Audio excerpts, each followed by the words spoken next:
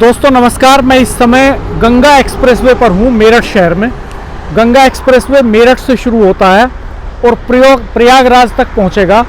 12 जिलों को कवर करेगा, जिसमें वेस्टर्न यूपी के कई ज़िले शामिल हैं। और मेरठ की प्रयागराज से दूरी कम करने में इसकी अहम भूमिका होगी।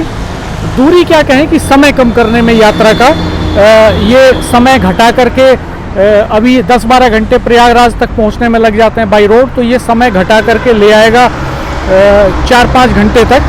और इसके दोनों तरफ इंडस्ट्रियल कॉरिडोर भी डेवलप होगा। इसको यूपीडा डेवलप कर रही है, बड़ी तेज़ी से काम चल रहा है। 2025 में कुंभ होना है प्रयागराज में, तो कुंभ से पहले इस प्रोजेक्ट को पूरा करने की तैयारी है। ये मेरठ में इंटरचेंज बन रहा है। यहाँ पर इस इंटरचेंज के जरिए इस गंगा एक्सप्रेसवे को मेरठ बुलंदशहर हाईवे जो NH 235 है उससे कनेक्ट किया जाएगा।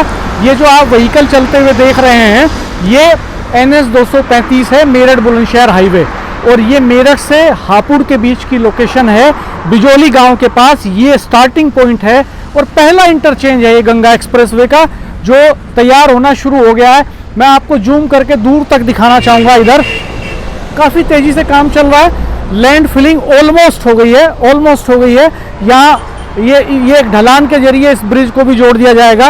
और ये जो गंगा एक्सप्रेसवे है, गंगा एक्सप्रेसवे से कुछ किलोमीटर की दूरी पर ही मेरठ शहर से जैसे ही निकलते हैं तो लोहिया नगर कॉलोनी के पास से दिल्ली मेरठ एक्सप्रेसवे का 5वां फेज शुरू हो रहा है।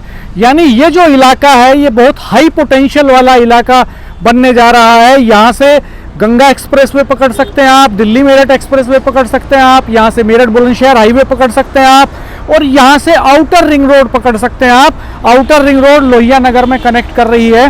तो इतना हैवी पोटेंशियल वाला ये इलाका है और इसके दोनों तरफ इंडस्ट्रियल कॉरिडोर भी डेवलप होगा।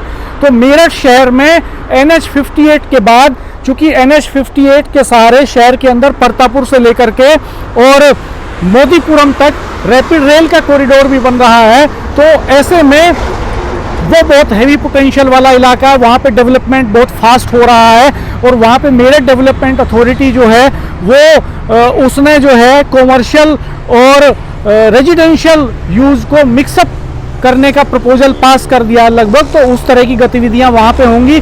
और ये जो इलाका है खरखोदा तक का इलाका, ये ऑलरेडी मेरठ डेवलपमेंट अथॉरिटी इसको अथॉरिटी के एरिया में नोटिफाई कर चुकी है।